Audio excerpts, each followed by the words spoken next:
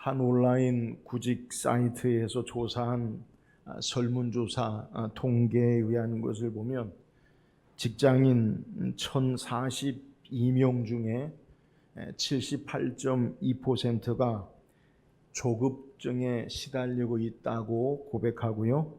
그 중에 당장 치료를 받아야 한다라는 사람들도 14.4%가 된다고 해요. 그러니까 직장인 10명 중에 8명에 가까운 사람들이 조급증에 시달리고 있다. 그렇게 이야기한다는 거예요.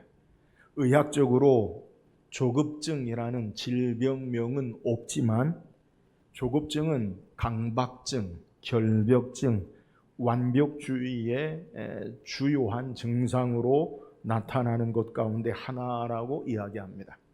항상 바쁘고 긴장된 삶을 사는 현대인은 누구나 조급증을 가지고 있다라는 거예요.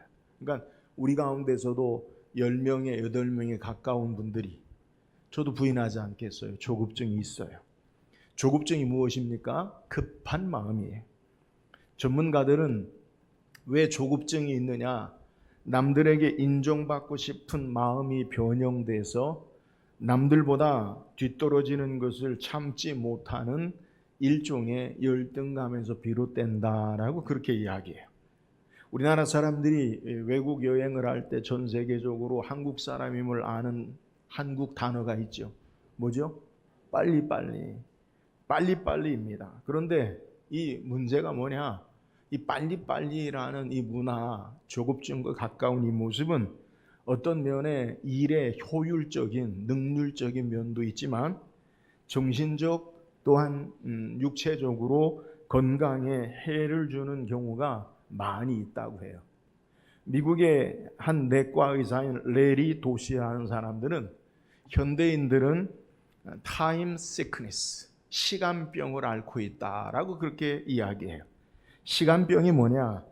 시간이 모자라고 항상 충분하지 않다라는 강박관념을 갖고 있다는 거예요. 그러니까 늘 나는 시간이 부족하다. 별로 그렇게 바쁜 일이 없음에도 불구하고 늘 마음에 강박에 시간이 없다라고 생각한다는 거예요. 이를 병적 조급증이라고 부르는데 외부로부터 시간 압박이 없을 때에도 모든 일을 좀 서둘러야 한다라는 강박감을 떨치지 못하는 것이다라고 이야기해요. 문제는 이렇게 조급한 마음이 여러 가지 문제를 일으킨다는 거예요. 조급한 마음에 나타나는 증상이 있습니다. 첫 번째는 셀프 센트리즘, 자기 중심성. 그러니까 마음이 조급한 것의 근본이 뭐냐? 자기 중심성이에요. 자기가 생각한 대로 되어져야 되고, 자기가 판단한 대로 일이 진행돼야 되고, 자기 의견대로 되어져야 돼요. 이렇게 자기 중심성에 나타나는 현상이 뭐냐?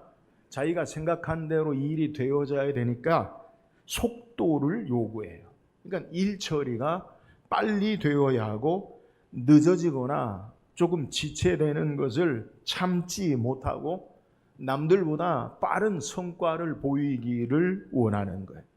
근데 문제는 이렇게 빠른 속도를 요구하다 보면 나뿐만이 아니라 다른 사람을 체근하고 신경이 날카로워지며 조그만 일에도요, 나와 맞지 않는 것에 화를, 분노를 쏟아내고 이러면서 다른 사람과의 관계가 깨어지고 또한 급한 것으로 말미암아 빼어먹는, 실수하고 빠뜨린 일이 많아지게 된다라는 거예요.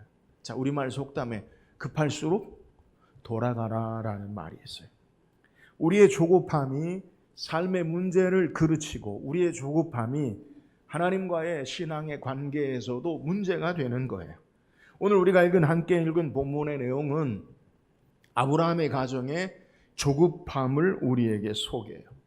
하나님의 약속의 말씀을 따라서 아브라함이 가나안 땅에 거한 지 10년이 시간이 지났음에도 불구하고 아브라함과 아내 사레 사이에 아직 자녀가 생기지 않아요. 우리가 바로 앞서 창세기 15장을 말씀 묵상했지만 하나님께서 자기의 소망은 다메섹 사람 엘리에셀 뿐입니다. 근데 하나님이 어떻게 하세요? 내가 너의 상급을 주겠다라고 말씀하시고 그를 장막으로 이끌어내셔서 하늘의 별을 바라보라. 세어보라. 내 자손이 내 몸에서 날 자가 이와 같으리라 라고 말씀하세요. 그러면 바로 아브라함 사례를 통해 자녀가 탄생해야 됨에도 불구하고 자녀가 생기지 않자 아브라함의 아내 사례는요 다른 방법을 생각합니다. 그게 뭐냐? 자신의 여종인 하갈을 통해서 아이를 낳는 방법을 생각해요. 그래서 이것을 아브라함의 사례가 아브라함에게 자기의 계획을 이야기하고 아브라함은 사례의 말대로 하갈을 취하여서 임신하게 돼요. 문제는 생각하지 않은 일이 발생하는데 그 하갈이 자신의 임신한 사실을 알고 그 주인 여종인 사례를 멸시하게 되고 그것에 대한 스트레스를 이제 아브라함에게 가서 풀어버리고 우리가 읽지 않았지만 6절에는 당신 마음대로 하라라고 해서 하갈을 내어 쫓는 갈등의 문제를 성경이 우리에게 소개하고 있어요. 여러분 오늘 문제가 발생하기 전에 아브라함의 가정은 하나님의 말씀을 따라 살았던 가정이에요. 말씀을 따라서 고향을 떠나왔고 하나님 말씀을 따라서 하나님의 도우심을 경험했어요. 하나님 말씀을 따라 살려고 그동안 전혀 하나님 말씀과 상관없이 산 게 아니라 말씀을 따라 살려고 노력하고 지금까지 살아왔다는 거예요. 근데 현실의 삶의 모습 가운데 하나님의 말씀이 더디 이루게 되어지자 조급한 마음으로 하나님의 약속을 자신의 방법으로 이루려고 사례가 하갈을 아브라함에게 준 거예요. 인간적인 면에 사라 입장에서 보면 하나님의 뜻을 이루는 일에 좀 수단은 조금 온전치 못한다 할지라도 이것으로 하나님의 약속을 이룰 수 있는 결과가 되지 않나라고 생각했지만 그것이 그들의 가정에 반목과 갈등을 일으키는 결과가 된 것을 우리에게 소개해. 이 갈등은 인간의 서로를 향한 질시와 모욕과 시기를 낳고 나중에 하갈을 쫓겨내는 계속되는 어려움을 경험하는 것을 성경이 우리에게 증거하고 있어요. 오늘 말씀을 통해서 아브라함과 사례의 조급한 마음이 무엇인가 우리가 살펴보고 우리의 신앙은 조급한 불신앙의 모습을 버리고 참된 믿음의 신앙으로 나가는 결단이 있기를 주의 이름으로 축원합니다. 그렇다면 아브라함과 사례의 불신앙적인 조급한 모습이 무엇입니까? 우리 1절 다시 한번 읽어봅시다. 1절 시작. 아브라함의 아내 사례는 출산하지 못하였고 그에게 한 여종이 있으니 애굽 사람이요 이름은 하갈이라. 자, 아브라함의 아내는 출산하지 못하였고 이 말은 아브라함의 아내 사례는 여전히 불임이다. 아기를 못 낳는다. 불임이기 때문에 못 낳는 거예요. 여전히 그는 아이를 낳지 못하는 상태의 모습을 소개해요. 바로 앞서 하나님께서 창세기 15장에 아브라함을 하늘의 별을 세어보라. 그리고 내 몸에서 날 자를 통해서 하나님의 약속을 이루리라라고 약속을 주셨지만 아브라함의 아내 사례는 여전히 불임의 상태가 계속되어지고 있음을 우리에게 소개하는 거예요. 이런 모습과 대조적으로 아브라함의 사례가 애굽에서 데리고 온 여종 하갈은 불임의 상태가 아니에요. 사례는 불임이지만 여전히 아이를 낳지 못하지만 사례 여종은 불임에 해당하지 않는 거예요. 이에 사례가 아브라함에게 제안합니다. 2절 보세요. 2절 시작. 사례가 아브라함에게 이르되 여호와께서 내 출산을 허락하지 아니하셨으니 원하건대 내 여종에게로 들어가라. 내가 혹 그로 말미암아 자녀를 얻을까 하노라 하매 아브라함이 사례의 말을 들으니라. 자, 자신은 불임이지만 그의 여종은 하갈은 당신을 통해서 자녀를 낳을 수 있게 하면 좋겠다라고 제안하는 거예요. 왜 사례가 아브라함에게 이런 제안을 이야기합니까? 오늘 2절 중반절에 사례의 마음의 상태를 우리에게 성경이 설명하고 있는데 내가 혹 그로 말미암아 자녀를 얻을까 하노라 라고 우리에게 소개해요. 우리말 성경에는 그냥 사례가 어떻게든 아브라함의 자녀를 원하는구나 이렇게 이해할 수 있는데요. 오늘 본문에 원래의 히브리어 원어의 단어를 다른 영어 성경에 번역한 것 가운데 이런 해석이 있어요. 오늘 본문에 내가 혹 그로 말미암아 집을 세우리라. 뭘 세운다고요? 집을 세운다. 그러니까 아들을 자녀를 얻을까 하노라라는 것이 아니라 집을 세운다라는 해석이 있어요.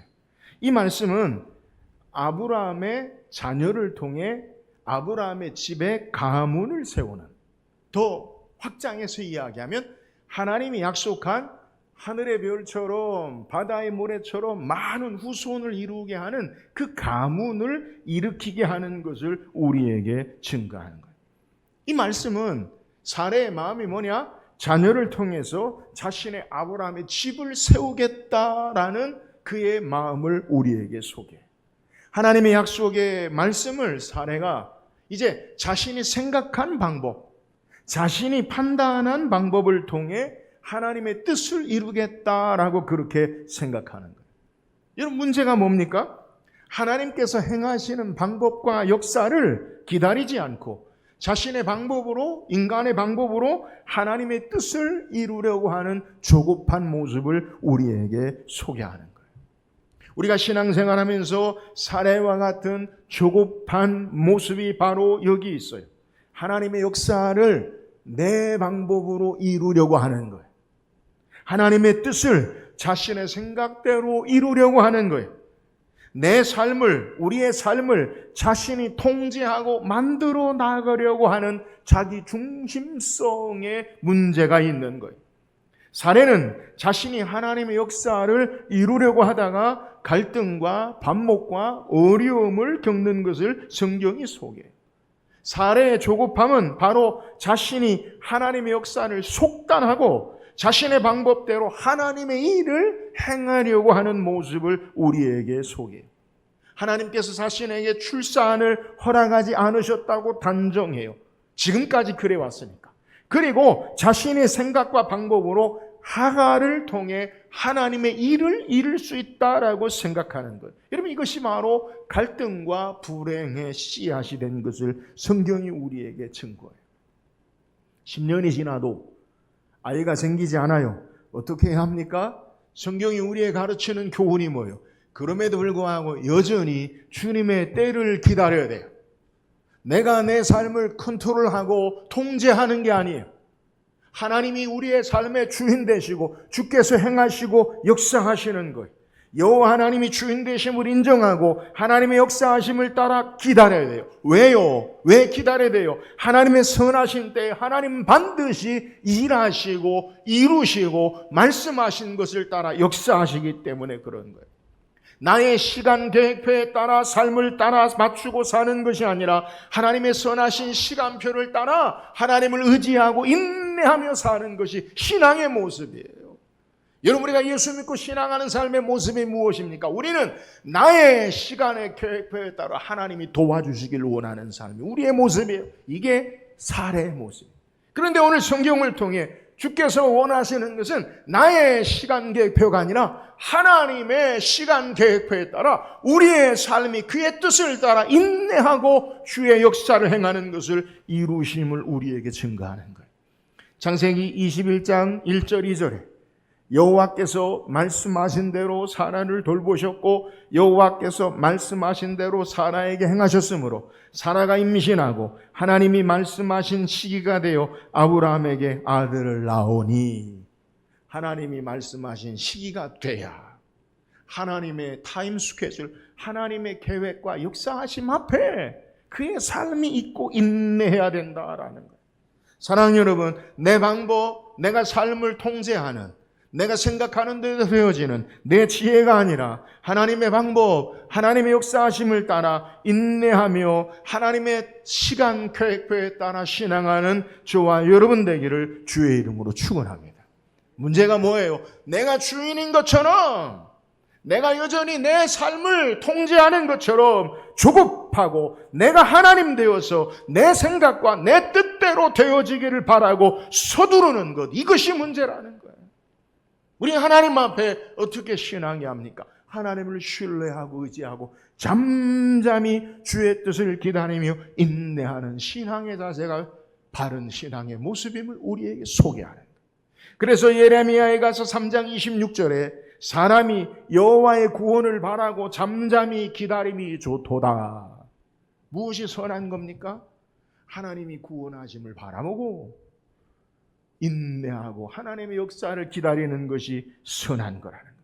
사랑하는 여러분, 저와 여러분은 내 힘과 내 방법과 내 지혜로 내가 삶을 주인 되어서 통제하고 사는 자처럼 조급하지 말고 하나님이 우리의 삶의 주인 되심을 인정하고 고백하고 하나님의 인도하심을 따라 인내하며 철저하게 하나님을 신뢰하고 믿음으로 사는 저와 여러분 되기를 주의 이름으로 축원합니다. 또한 아브라함의 조급한 모습이 뭐예요? 그의 가정이. 3절 읽어보세요. 3절입니다. 시작.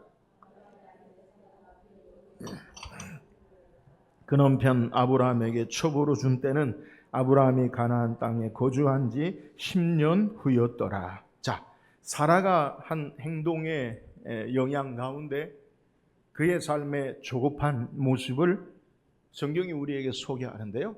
사라가 가나안 땅에 거한 지 10년 후에 그의 여종인 하가를 아브라함에게 주었음을 성경이 우리에게 증거해요. 이 말씀의 의미가 뭐냐? 10년 동안은 가나안 땅에 살면서 그가 기다리고 있었다는 거예요. 근데 이 의미가 또다시 살피면 사레가 당시에 가나안 땅에 살면서 가나안 땅의 관습과 문화를 따라서 행동한 것을 방증하는 거예요. 고대 근동에 자식을 낳지 못하는 아내가 있을 때에 자신의 종을 통해 아이를 낳는 것은 일반적인 거예요. 그러니까 지금으로부터 약 한 4,000년 그 이상의 시간 가운데 함무라비 법전이나 고대 근동의 내용을 보면 자녀가 없을 때 자신의 여종, 다른 종들을 통해 다른 여자를 통해 아이를 낳는 것은요 정당한 거라는 거예요. 가나안 땅에 아브라함과 사레가 거한 지, 사레가 산 지 10년이란 세월이 지났고 가나안 땅의 관습과 문화를 그대로 보고 행한 것을 우리에게 소개해요. 아브라함과 사레는 하나님을 경외하고 하나님을 섬기는 신앙이기에 그의 가정의 모습은 한 남자와 한 여자로 이루어짐을 알고 있어요. 창세기 2장 24절에 이러므로 남자가 부모를 떠나 그의 아내와 합하여 둘이 한 몸을 이룰지로다. 아내와 남편 둘이 하나다. 남편과 아내가 몇이 돼야 돼요? 하나가 돼야 돼. 하나. 이 말은 숫자 하나, one, 하나가 둘이 돼야 돼. 둘, 셋, 넷 이렇게 되는 게 아니에요. 남편 하나에 여자 다섯 뭐 그런 게 아니라 여자 하나에 남편 다섯 그런 게 아니라 남편 하나, 아내 하나에 둘이 하나가 되어야 된다. 이게 하나님이 세우신 결혼의 모습이에요. 그런데 성경에 최초로 중혼, 부인이 여럿인 모습이 등장해. 그게 어디냐? 창세기 4장에 가인과 아벨을 가인이 쳐 죽이고 가인은 에덴에서 점점 멀리 떠나고 가인의 후손 가운데 충첩제도가 나와요. 부인을 여럿 두고 그러면서 하나님을 떠난 타락한 인생의 삶의 모습 가운데서 중혼제도가 생기는 것을 성경이 우리에게 소개해요. 이렇게 가나안 땅의 문화, 하나님을 섬기지 않는 삶의 문화는 일반적인 방법으로 부인을 여럿이 두고 부인의 종을 주인에게 주어서 아이를 낳게 하는 것이 일반적인 모습이라는 거예요. 이런 모습 가운데 사레가 가나안 땅에 거한 지 10년이 됐어요. 눈으로 보기에 외에는 일반적인 삶의 모습이 뭐냐? 이런 일이 비일비재해요. 자기 부인이 자기 종을 남편에게 주어서 자식을 낳는 것이 일반적인 모습이라는 거예요. 그래서 사례도 자신의 가정의 삶의 모습에 일반적인 가나안의 문화의 관습을 따라 행동함으로 말미암아 그의 가정에 어려움을 겪는 것을 우리에게 소개해요. 세상의 가치와 기준을 따라 살다가 갈등과 반목과 어려움이 찾아온 것을 우리에게 소개하는 거예요. 오늘 우리에게 조급함의 문제가 무엇입니까? 세상을 따르는, 세상의 방법을 따르는 모양과 마음이. 여러분, 세상은 성공 위주의, 성과 위주의 능력을 평가해. 눈에 보이는 게 전부예요. 이것을 우리의 삶의 신앙의 모습에도 그대로 요구한다는 거예요. 세상은 눈에 보여지는 결과물로 말미암아 사람을 평가하고 속도를 요구하고 성공을 요구하는 것이 세상의 모습이에요. 신앙의 모습도 이런 모습으로 그대로 가지고 와서 하나님을 섬기려고 하는 것, 이게 문제라는 거예요.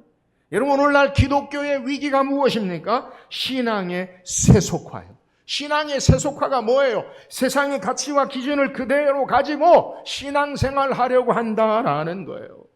바울은 로마서 12장 2절에 너희는 이 세대를 본받지 말고 오직 마음을 새롭게 함으로 변화를 받아 하나님의 선하시고 기뻐하시고 온전하신 뜻이 무엇인지 분별하도록 하라 말씀하고 있습니다. 여러분, 하나님의 자녀들은, 예수 믿고 신앙하는 자들은 세상의 가치와 영광을 따라 사는 자가 아님을 우리가 깨달아야 돼요. 여러분, 성도가 뭐예요? 거룩하게 구별된 자가 성도예요. 하나님께 속한 자가 성도예요. 여러분, 기억하세요. 여호와 하나님께서는 우리를 세상의 가치와 기준을 따라 동일한 삶을 살면서 예수 믿는 것만 다른 것으로 우리를 하나님의 자녀로 부르시지 않았다는 거예요.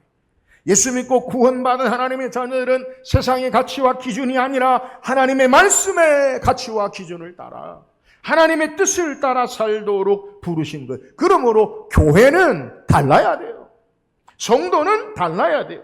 교회가 세상을 따라가는 것은 성경이 말하는 말씀의 모습이 아니에요.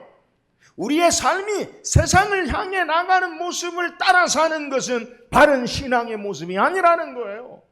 교회는 세상과 달라야 돼요. 구별돼야 돼요.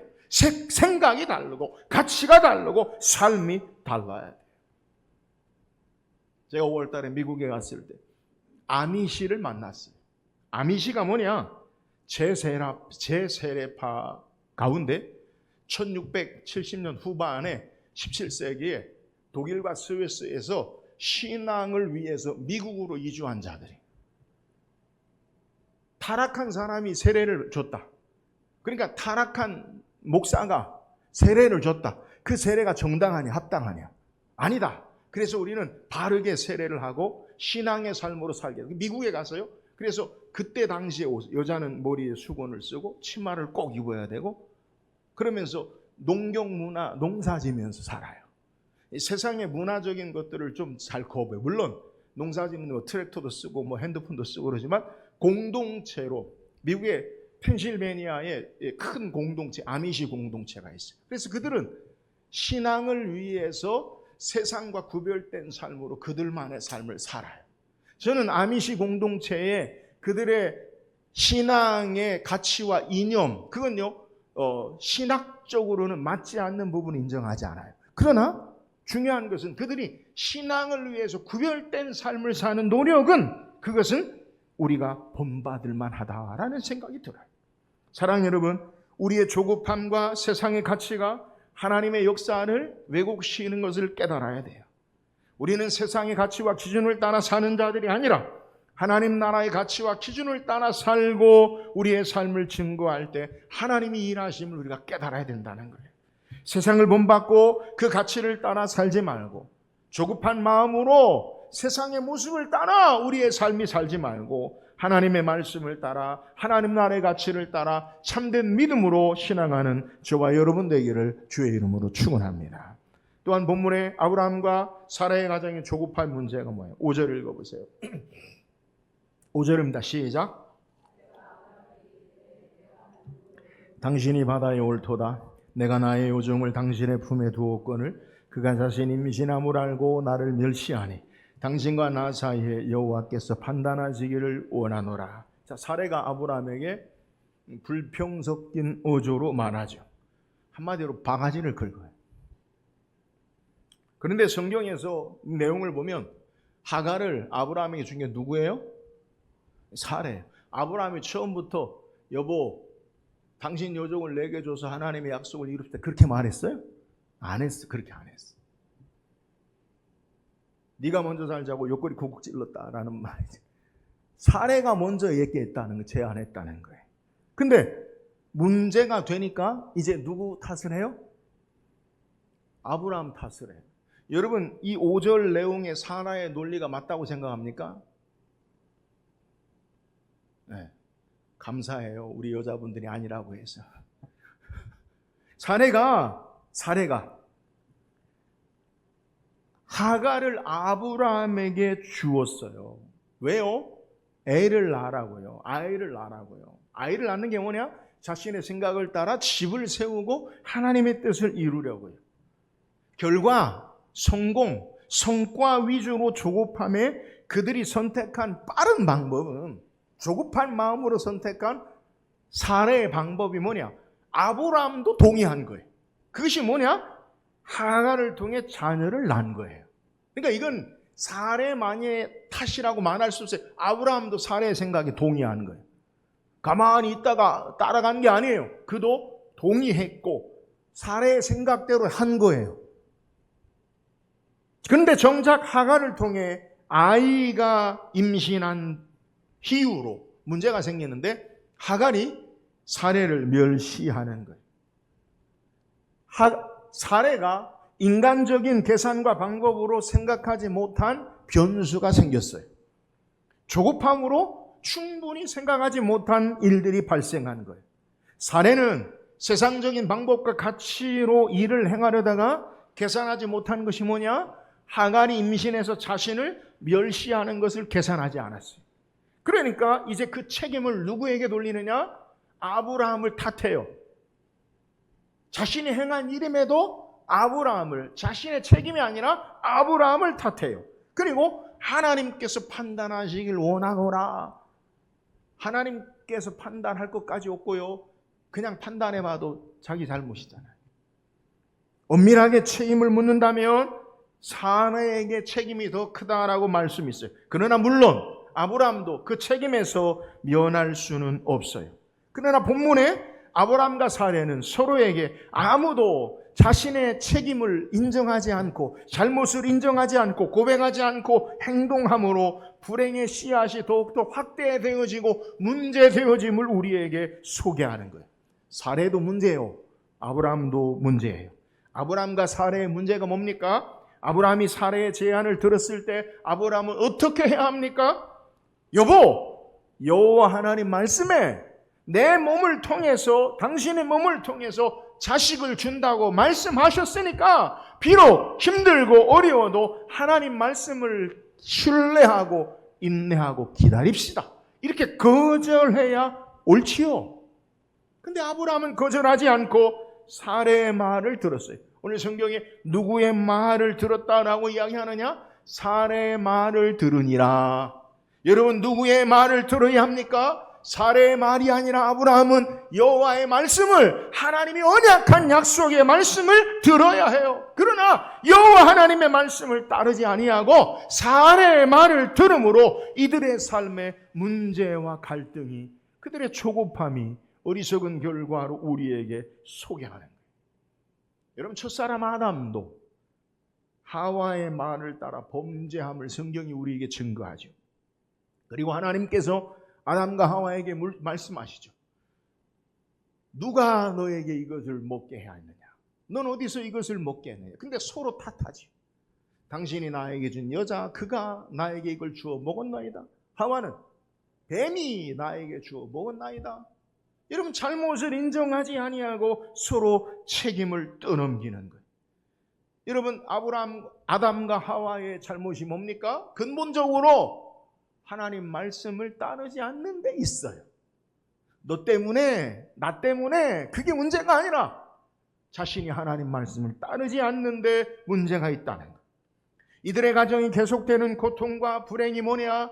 아담과 하와도 아브람과 사레도 서로에게 책임을 떠넘기는 데 있어요.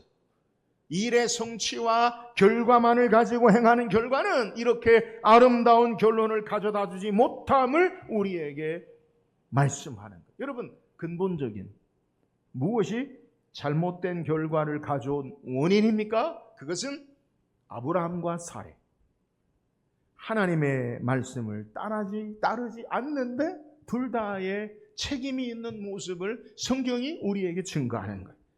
여러분 기억하세요. 삶의 우리의 근본적인 문제는 여호와 하나님 말씀을 따르지 않는 데서 출발해요.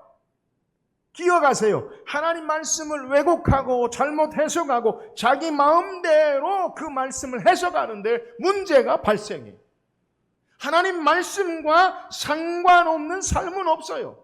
여러분, 우리의 모든 문제는 여호와 하나님께 연결되어 있어요. 말씀을 바르게 순종하지 못하는 데서 문제가 발생한다라는 사실을 우리에게 소개하는 거예요. 그러므로 이들의 조급함과 반목과 갈등과 어려움은 모두 다 말씀을 따르지 아니하고 자신의 생각을 따르는 데서 잘못된 것이 기인함을 우리에게 소개하고 있는 거예요. 삶의 문제는 말씀의 문제예요. 여러분 기억하세요. 누구의 탓이 아니에요. 내가 하나님 말씀을 따르지 아니하고 세상과 적당히 타협하고 내 생각을 말씀을 버리고 내 생각을 말씀을 버리고 내 판단을 말씀을 버리고 자기 감정을 따르는데 문제가 있음을 우리에게 소개하는 거예요. 여기서 우리는 생각해 보아야 될 게 여러분 이러한 조급함의 문제는 우리의 현실 가운데도 그대로 나타날 수 있어요. 여러 문제와 일들이 있을 때 여러분 어떻게 해결해야 합니까? 여러분 제발 그 문제의 원인을 다른 사람 희생양을 삼지 마세요. 한 사람을 주홍글씨로 낙인 찍어서 그 사람에게 모든 것을 떠넘기지 말라는 거예요. 내가 문제예요. 내가 문제예요. 내가 말씀을 따라 살지 않은 것이 문제예요.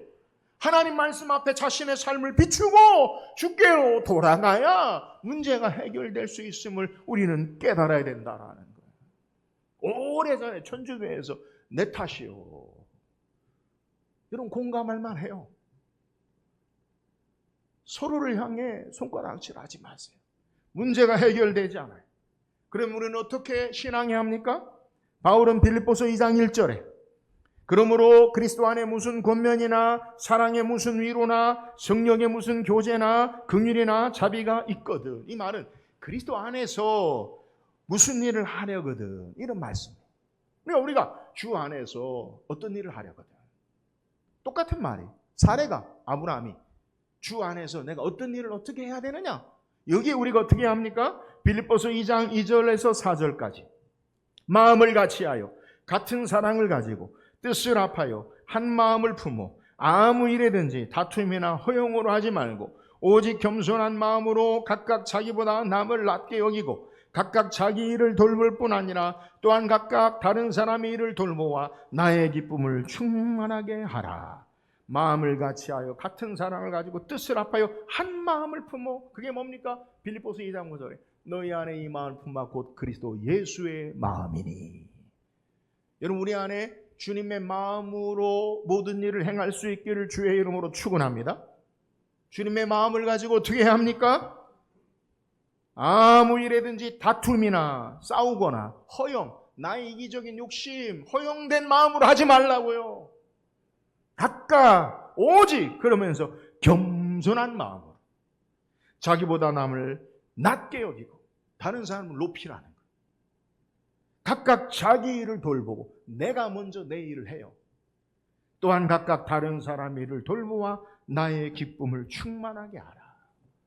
서로 각각 자신을 돌보고 주님 앞에 겸손히 낮아지고 책임지려 할 때 성숙한 신앙의 모습으로 나갈 수 있는. 사랑하는 여러분, 우리가 어떻게 우리의 삶의 조급한 문제를 해결하고 우리의 삶의 그릇된 잘못된 결과로부터의 자유함을 얻을 수 있습니까? 먼저 하나님 말씀을 따라 우리 자신이 겸손히 부복하고 말씀을 따라 함께 도와주고 짐을 나눠짐으로 참된 믿음으로 우리의 삶이 살아갈 수 있음을 우리에게 증거하는 거예요. 삶의 문제는 말씀을 떠난 것의 문제예요.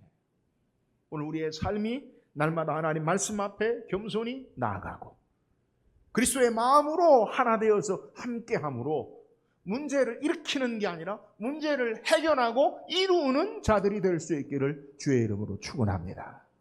오늘 성경 우리에게 아브라함의 가정의 조급함의 문제를 성경이 소개. 아브라함 가정의 조급함의 문제는 저와 여러분의 조급함의 문제. 왜 이들이 불신앙적인 조급함으로 문제와 갈등과 어려움이 생겼습니까? 하나님의 뜻과 방법이 아니라 자신의 방법과 계획을 따라 자신이 여전히 삶의 주인인 것처럼 삶을 통제하는 데서 문제가 발생하는 것을 우리에게 소개하는 거예요. 우리는 하나님이 우리의 삶의 주인 되심을 알고 하나님의 시간 계획과 역사하심 앞에 우리의 삶을 맞추고 믿음으로 인내하고 신뢰하며 하나님의 역사를 행하는 저와 여러분 되기를 주의 이름으로 축원합니다.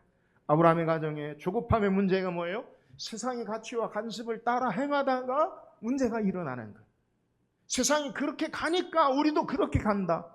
남들이 다 하니까 나도 그렇게 한다가 아니라 우리의 삶은 세상을 본받는 자들이 아니라 하나님을 따라 하나님의 부르심을 따라 사는 구별된 자로 살아야 돼요.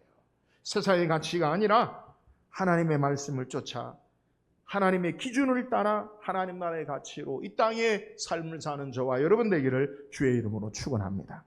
아브라함과 사라의 가정의 조급함의 문제가 뭐예요? 그것은 그 불행의 씨앗을 하나님 말씀 앞에 자신의 삶이 있지 아니하고 서로에게 탓하는 데 문제가 있어요. 오늘 삶의 문제는 말씀을 떠난 우리의 문제예요. 하나님 말씀 앞에 우리의 삶이 겸손히 부복하고 그 말씀을 따라서 하나님의 선한 역사를 따라 같은 마음으로 그리스도의 마음으로 함께하고 나눠주고 함께 책임을 짐으로 주의 선한 역사를 이루는 우리 모든 성도 되기를 주의 이름으로 축원합니다.